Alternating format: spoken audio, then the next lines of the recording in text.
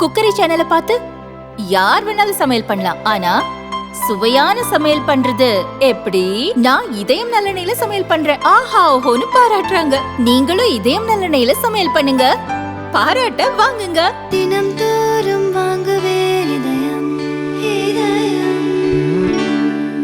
Government is introducing Sabka Bima Sabki Raksha Amendment of Insurance Laws Bill 2025 for amending 3 acts related to insurance sector, namely Insurance Act 1938, Life Insurance Corporation Act 1956, and Insurance Regulation and Development Authority Act 1999.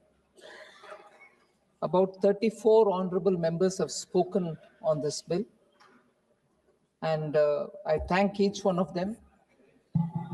Many of them have gone into details of the bill and spoken about what this bill means to them. I will address their concerns, sir.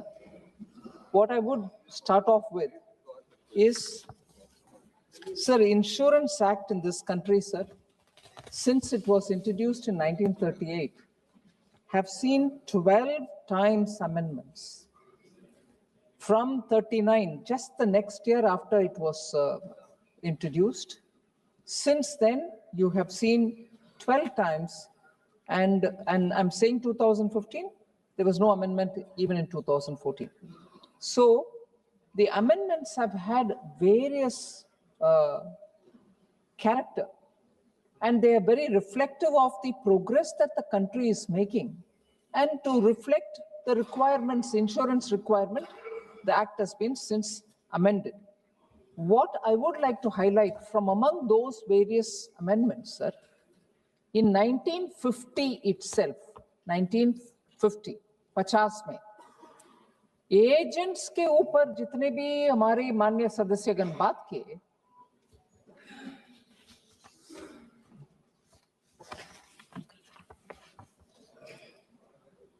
the first ever change in agents commission was made even in 1950. I'm just trying to say that according to the requirement of the society, important acts such as the insurance get amended and reflect the requirement of the period. What was the 1950 amendment, sir? I'm purposely highlighting. So what if it happened in 50, that many number of years ago? But I'm saying every government has to respond. In 1950, it'll be surprising for us to know agents commission were reduced. हमें लगता है कि हर बार वो इधर मोदी जी का government आ गए हैं, जैसे आप बहुत सारे लोग विदाउट इंफॉर्मेशन बोल देते हैं कि बड़े कॉर्पोरेशंस के लिए 50 में एजेंट्स का कमीशन करने वाले मोदी जी की सरकार नहीं जी. समय के अनुसार कुछ अमेंडमेंट्स होते आते हैं. Second, sir, in 1999, allowing the entry of private players in the insurance sector and FDI limit set at 26% happened in 1999. So the actual progress in every such act which has a bearing on our citizens and their lives do get amended.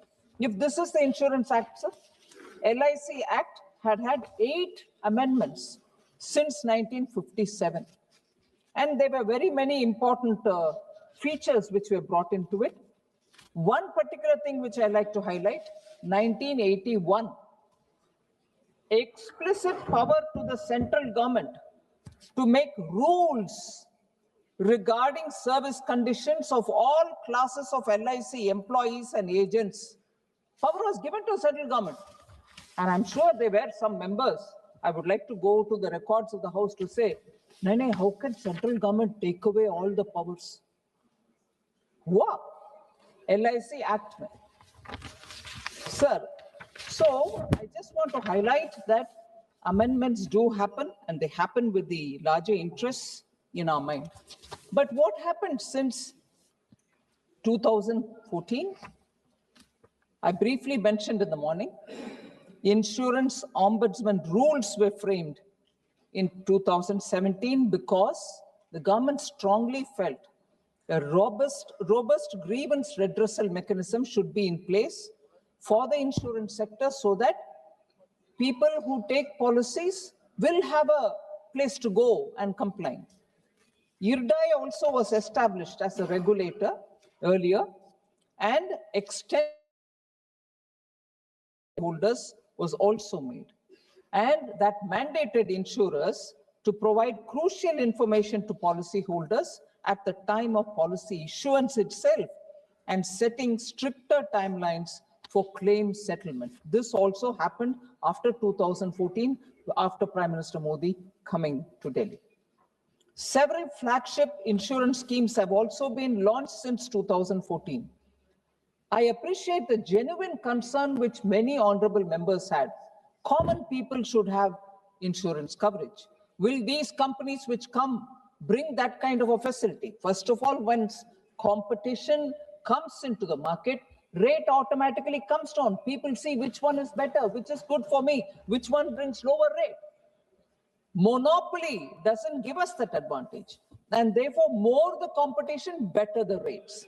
And with that said, sir, even then, government has, in anticipation of covering and bringing all Indian citizens into insurance coverage, introduced PM Jeevan Jyoti Yojana, Bima Yojana that is, PM Suraksha Bima Yojana, Jan Arogya Yojana, Krishi Bima Yojana. So literally for bringing everybody into the insurance world, insurance coverage world. Schemes have been launched to a large extent backed by the government's funding, and also making sure the larger the insurance pool, the lesser will be the premium. That's been the guiding principle. So together, these schemes have also provided the safety net to protect common citizens and farmers from any risk to their lives, health, or livelihood.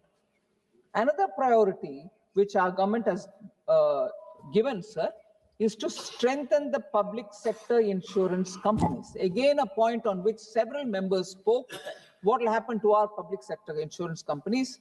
I like to say, today listing of LIC, GIC reinsurance and New India Assurance has actually it's a step in the right direction. I heard Honorable Member N.K. Premchandran talk with great concern about what will happen to public sector companies. Here's the fact behind it. Since 2014, we are doing a lot of things to improve the ecosystem for insurance. Capital, very important point, sir. Capital to the tune of 17,450 crores have been infused into 3 public sector general insurance companies to strengthen their capital base. That was done by our government.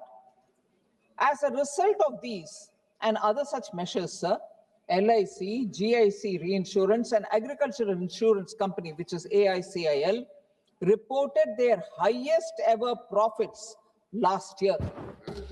That's the kind of focused attention we are giving and infusing capital where they need so that they can compete better in the market. And they've also, and other companies, related such companies have also started turning profitable. But to attract global capital and technical know-how, the FDI limit had to be changed. FDI limit for insurance companies was increased from 26%, that 26% which I told you about earlier, which was brought in 1999 itself. So 26% 99 was increased to 49% in 2015. And from 49% to 74% in 2021. So foreign reinsurers were permitted to set up branches in India, thereby increasing the local reinsurance capacity while retaining their reinsurance premiums within the country. Repeatedly, I've heard several members saying, what will happen to the premiums paid by Indian citizens? Will that be taken away by the foreign companies? No. Even earlier, when foreign reinsurers were permitted to set a branch in this country, the money which has been collected as reinsurance premiums in this country are retained in this country. They are not allowed to take it out. Similarly, the FDI limit for insurance intermediaries was raised to 100% in 2019 to enable them to provide better advisory service to our citizens. So the presence and the kind of robust insurance sector environment that we've built up has resulted in positive outcomes. That is why even at the time of introduction, I did say this. Several members asked me questions about what was the number did you say? I'll repeat it for everybody's benefit. Number of insurers in 2014-15 were 53, but 74. Insurance penetration has increased close to 3.8%, whereas it was only 3.3. Insurance density, that is the average insurance premium paid per person in a year, was $55 in 2014-15. In 24-25, after 10 full years, it is $97. So total insurance premium in lakh crores was 4.15 lakh crore in 2014-15, whereas in 24-25, it's gone up to 11.93 lakh crores. So it is showing improvement, and therefore the reflective policy making. Assets under management, again in lakh of crores, is 24.20 lakh crores in 2014-15, whereas in 24-25, that's gone up to 74.43 lakh crores asset under management. Sir, FDI limits for insurance company now 24-25 before this bill is at 74%. Insurance intermediaries is already at 100%. So you may recall, and through you, I'd like to tell the members in the House, 56th GST Council meeting, which was held in September this year, unanimously agreed to remove GST on individual life and health insurance premium. There is now a 0% GST rate, which was earlier 18%. And in this very House, at least a year ago, you may recall, Honorable Speaker, there was so much of a debate saying, what's the GST Council doing? Why can't you bring it down? And I'm grateful to the GST ये Council. बहुत मांग थी सदन की, आपने इसकी मांग को माना, डिमांड थी, धन्यवाद सर।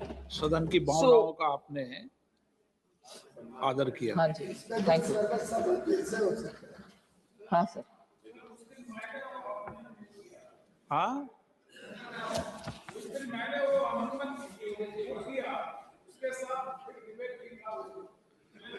आपको भी धन्यवाद। नहीं, सबको सदन को धन्यवाद दिया मैंने, अकेले वित्त मंत्री जी को नहीं दिया, पूरे सदन को धन्यवाद दिया। हाँ जी।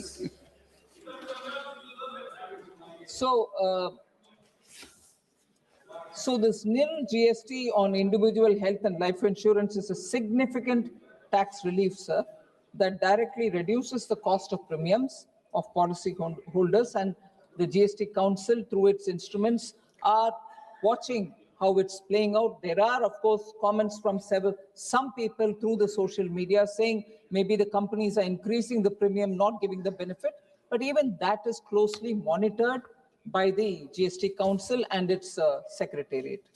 So with the guidance of Honorable Prime Minister, sir, we have launched nationwide campaign, and this is an important fact that I'd like to inform the members about. Aapki Punji Aapka Adhikar, which is your money, your right, to facilitate the settlement of unclaimed financial assets, including insurance claims, bank deposits, dividends, shares, mutual fund, and pension to the legitimate claimants. This drive was launched in October, sir, from 5th October. Almost 500 districts have had this camp. And this camp had participation of public representatives, district administrations, and also officials from the financial institutions. The insurance regulator. वित्त मंत्री जी, अपनी पूंजी अपना अधिकार, जो आपने चलाया था कंपनी, उसमें बीमा भी थी, जमा पुराना पैसा भी था, उसके बारे में थोड़ा मेंशन कर देना। हाँ सर, ताकि माननीय संसद सदस्य अपने अपने इलाके में इस कार्यक्रम को करेंगे। Sure sir. Sir, so this campaign sir 5 अक्टूबर से चालू, 500 डिस्ट्रिक्ट्स को हमने कवर कर दिया है, और उसमें as I said, public representatives, district administration and officials from the banking institutions have all participated. Insurance regulator एक बीमा भरोसा for unclaimed insurance proceeds is also happening simultaneously. Unclaimed insurance policy को उनके legitimate claimants को, whoever is the inheritor, it has been given. First 2 months में ही, during this campaign, we were able to give unclaimed financial assets, not just insurance, shares, mutual fund, insurance, and deposits, and so on, amounting to 2,000 crores to our common citizens, to the rightful owners. And this campaign continues. We'll be doing again one more round after completing all the districts, one round, so that more and more people who are remaining without information, either whether they have something to claim or they have something to claim, they don't know how to go about it.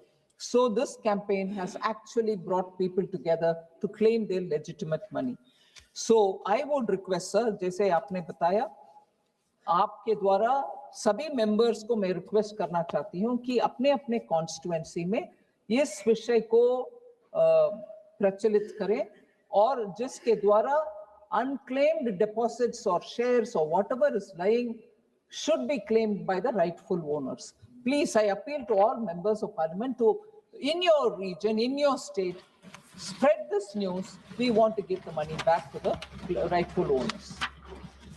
Sir, highlights of this bill about which the charcha has happened. When I highlight these points, many members' questions will be answered, but I'll just flag them and explain what they are.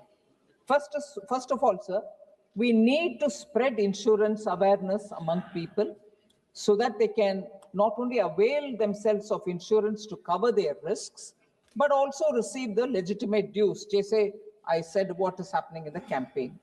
So the policyholders education and protection fund, which is being created out of the penalties levied by IRDAI, will be used for this purpose. That will be definitely going only for building the awareness. Second, sir, better regulatory oversight of insurance companies' affairs will help ensure the orderly conduct of insurance business. This bill aims to bring that transparency. I will give you 1 or 2 examples to show what prevails now is not as transparent as we would like it to be, whereas what comes through this bill is to bring in greater transparency. Third, sir, we are introducing a one-time registration for insurance intermediaries that would ensure uninterrupted service to our citizens, promote ease of doing business for service providers, reduces regulatory delays, and also administrative compliance burden for intermediaries. Fourth point, sir, our country needs further capital infusion into the insurance sector, sir. This will ensure that we benefit both from better technology, world-class risk assessment models, and the best insurance products available anywhere in the world. The proposed removal of the upper cap on FDI in the insurance sector is a significant enabler in this process, despite many questions which were raised. But the more that opening up happens, it brings in better technology, better insurance products, which we are not able to conceive of. So thereby we create a conducive business environment.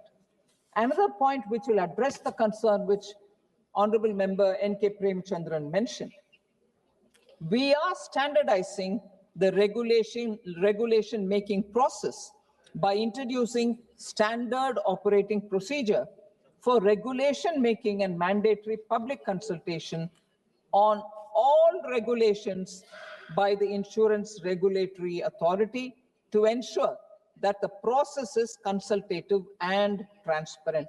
That issue that you may fast track the route or whatever, or you take up the power for urgent or risk mitigating regulation, and you're giving it all away to IRDAI is not well founded at all.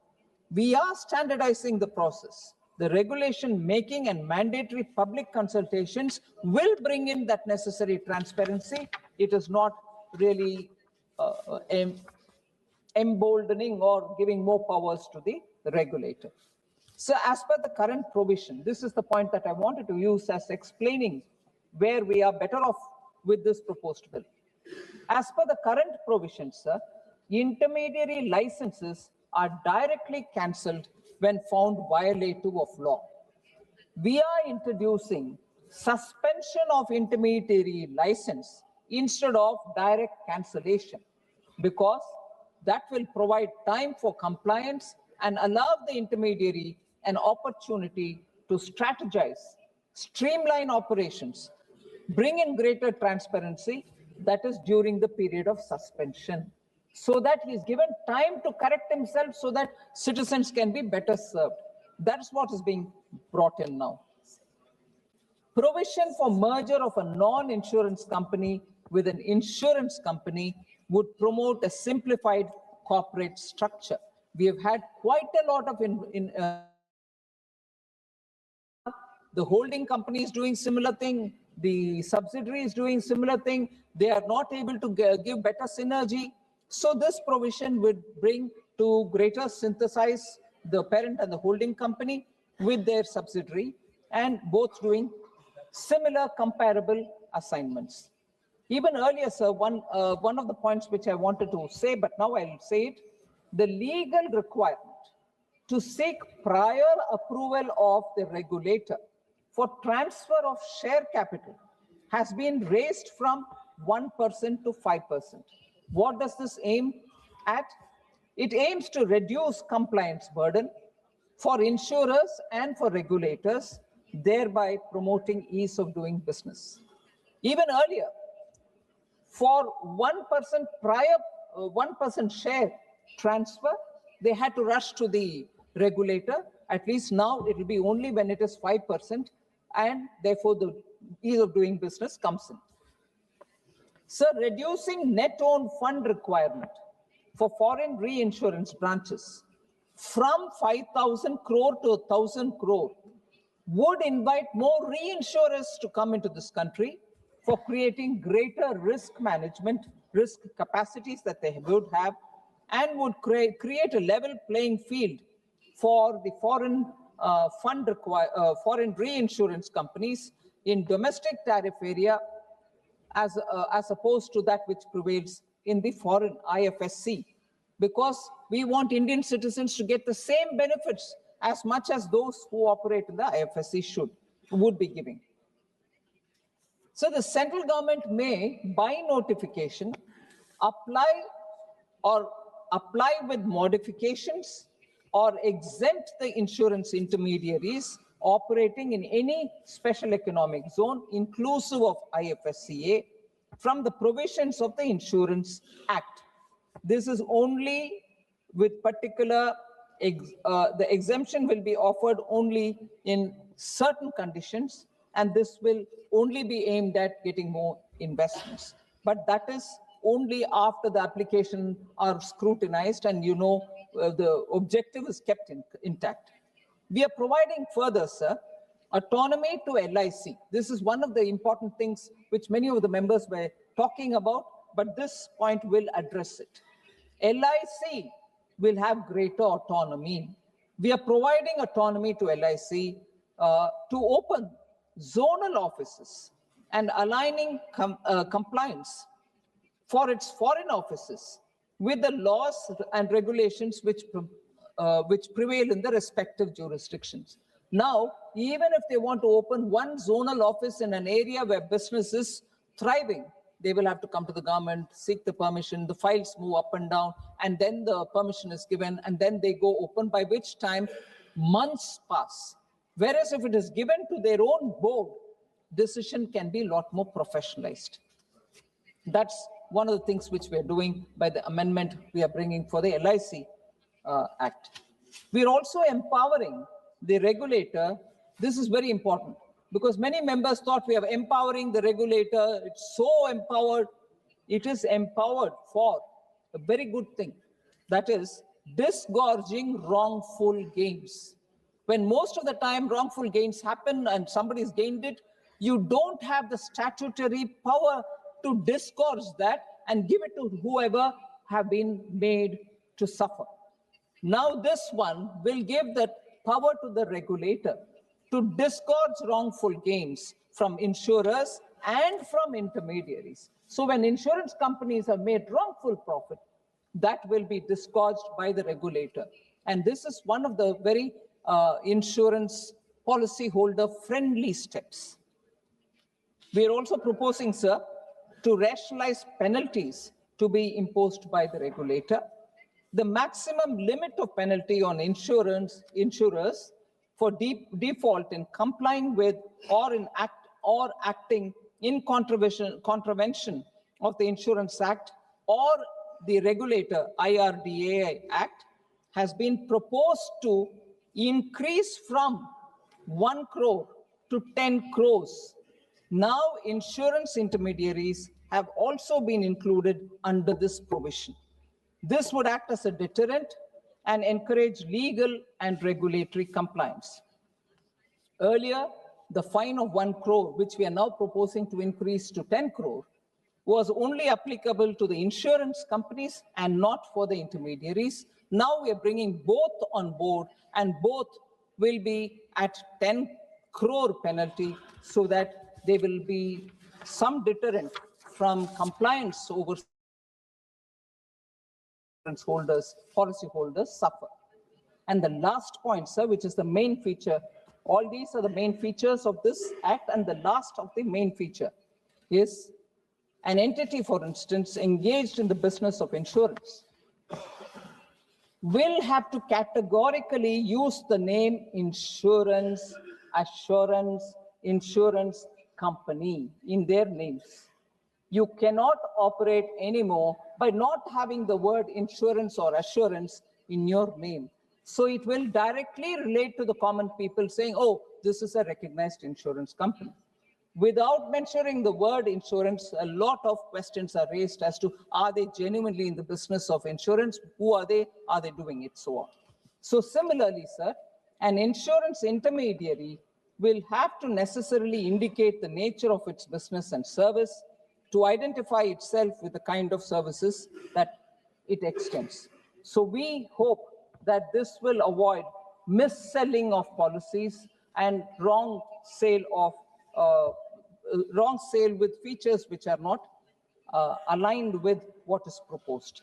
So with these proposed changes, the insurance law will ensure accessibility and affordability of insurance to our citizens, meeting with the goal and objective insurance for all. But there are, besides this, 1 or 2 points which I will explain to the honorable members who have raised these questions. Sir, should I name the members who are not here who raised the issues, or just say the points because it will benefit everybody else? Sir, government, as I said, has taken a lot of steps. General विषय बोल दे सबका एक साथ मिलके. So, as I said, एक सदस्य का नाम अगर आपने लग जाए तो हर मंत्री को भी एक सदस्य का नाम लेके ही जवाब देना पड़ेगा. तो इस सिस्टम को खत्म कर दो, नहीं तो आप किसी का जवाब नहीं देना चाहे तो फिर क्या करेंगे? फिर कहूंगा मैं इसका भी जवाब दो. Okay, जनरल के so I've explained how the government has taken a lot of steps towards giving general coverage for the common people. उसमें एक विषय मैं जरूर कहना चाह रही हूँ, sir. On affordable insurance schemes like the Jeevan Jyoti, Suraksha Bima Yojana, we have seen 81 crore enrollments, and we have settled the claims to the beneficiaries to the tune of 23,440 crores. So those which are aimed at the common poor citizens of India are getting their monies back when unfortunate incidents happen and the policy has to be invoked. Sir, Ayushman Bharat Jan Arogya Yojana has benefited 12 crore families. The scheme provides free medical care up to 5 lakh per family per year to the poor and underprivileged. So 12 crore families. For this, further, this scheme has also been opened for senior citizens, and accordingly, more than 80 lakh senior citizens have been enrolled under the scheme. And 56,401 crore has been settled to the beneficiaries under this senior citizen scheme. So money has gone into the hands of people with whom they've lived, meaning senior citizens have lived. Senior citizen का आशीर्वाद मिलेगा sir बहुत अच्छा काम किया senior citizen का उम्र वाला आशीर्वाद मिलेगा. Sir, just to give a matter of fact data, sir, currently there are 74 insurance companies in the country, and out of these, 40 companies have FDI as below. I'll give the numbers because Honorable Member Lavu Sri Krishna had this question to ask me about the number of companies. I just want to highlight the fact. Percentage of FDI and the number of insurance companies. In 10 of them, less than 26% FDI is there. I said total of 74. In 10 of them, less than 26%. In 23 of them, between 26 to 49%. In 3 of them, 49 to 74%. And at 74%, there are 4 of them who have FDI at 74%, sir. So I want to highlight the fact, the enhancing, this is another point which Honorable Member Prem Chandran spoke and a few others have also spoken. So if there is need for growing protection through insurance in this country, we need to have insurance more accessible. Enhancing FDI limit through section the bill to 100% will enable global insurance to inject substantial capital directly without waiting for domestic partner to invest capital in parallel. Because we have heard a lot of these FDI people who want to come into this country searching for a partner, joint venture partner. It's a mammoth effort. Now, by doing this, we're able to bring them to the country directly, of course, with all the Indian laws which are passed by this parliament for LIC or insurance will apply to them. They are not coming to, be without any regulation on them. There was this question, why are we rushing this bill? This has been in discussion for quite some time, sir. And this bill, of course, was put up to the members through the portal even on the 14th. We are discussing the provisions of the bill extensively now for almost 4 hours.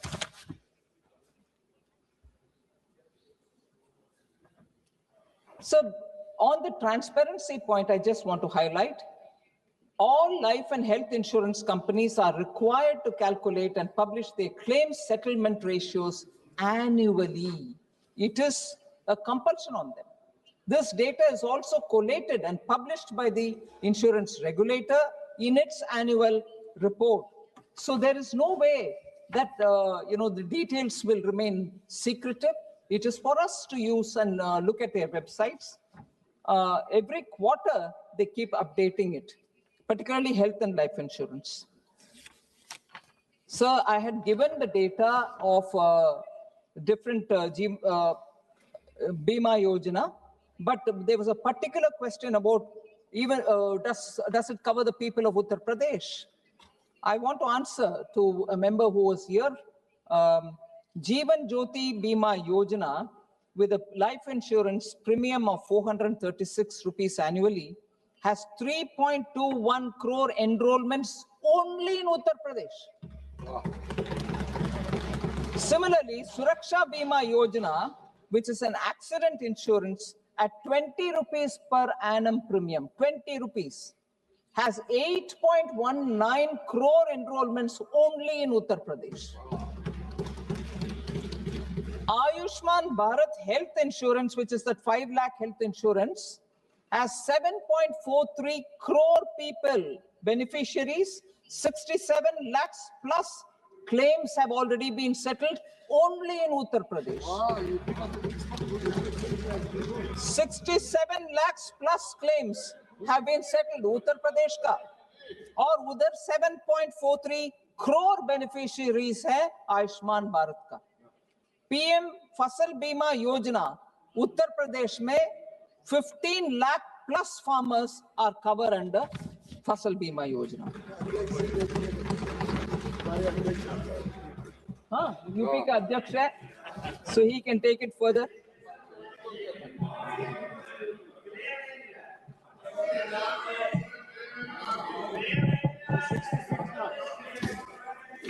मैं data दे रही हूँ sir. Sir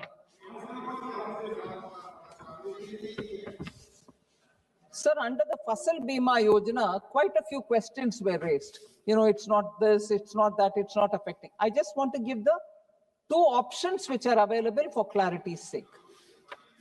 Traditional Fasal Bima Yojana, where the insurance company bears the full claims and also retains all the premium. वो एक option है. दूसरा option है, it's called cup and cap model. There are two models under this particular thing. 80 to 110 or 60, 130. Under these, the liability on the insurance company is capped at a fixed percentage, either 110% or 130%. If the claims go beyond this limit, state government has to bear the additional liability. On the reverse, if the claims fall well below the certain percentage, 80 to 60, 80% or 60%, the difference will be between this threshold and actual claim ratio has to be borne and returned by the insurance companies. The states can make a choice. At the time of floating the tenders, they can choose whether they want to be in this or they want to be in that. उदाहरण के लिए, क्योंकि we have Honorable Member Supriya Sule ji, who normally comes with quite a lot of details when she asks a question. Maharashtra and Uttar Pradesh, हमारा अध्यक्ष जी हैं इधर, both operate Fasal Bima Yojana, a 10 cup and cap model. So that will be for the companies, insurance companies, to bear with the difference. So the concern about data protection, very legitimate concern, some members did raise about it. So I want to just say this bill mandates the regulator or its authorized agencies to collect the KYC data of the policyholders. The collection of the data will be in full compliance with the provisions of the DPDP Act, that is the Digital Personal Data Protection Act. The provisions contained in the bill will help in safeguarding the sensitive KYC information of the policyholder.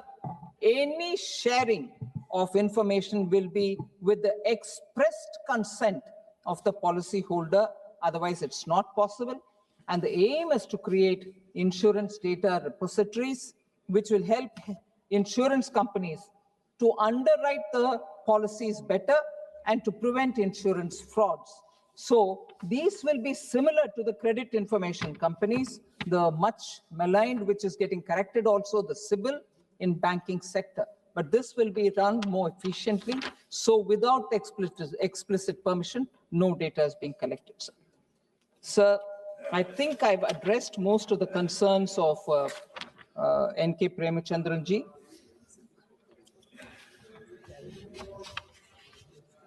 Sir, again, a concern about insurance agents. There are 14 lakh insurance agents in this country, and their livelihood needs to be protected. I want to highlight, sir, that the government values the service of all the insurance agents. We value it, we respect them. So we will do only that which is going to help them.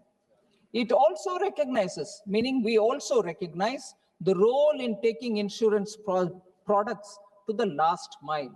And that is why I want to thank Honorable Prime Minister in giving me a suggestion which we implemented in right earnest, and that is with the view to bring this initiative of LIC called Bima Sakhi, one of the most appreciated scheme which has benefited women. Honorable Prime Minister launched it in December 2024, where close to 2 lakh women have been trained and deployed as agents who can increase insurance cover and take insurance products to every household, and especially to cover women who are often left out of protection, of the protection net that the insurance schemes can offer. So on the insurance agents, we are with you. We appreciate your concern. We value them as well. Sir, government also recognizes the role of LIC. So we've heard quite a lot of members speak, and rightly, that LIC's role in development is huge. We need to protect it. Of course, we want to protect it. We want to increase its reach. The government recognizes the role of the LIC, and it is through this bill that we are trying to empower LIC. That's why I explained zonal offices. You don't need to wait for the government to give you permission. Go ahead. We are giving a lot of professional liberty to LIC, and this will actually mean LIC will have greater autonomy and in its operations and their capabilities. Clause 71, I think I've already explained. There was this question, sir, which is a very important point. I want to highlight this. Honorable member expressed certain misgivings about proposed amendments.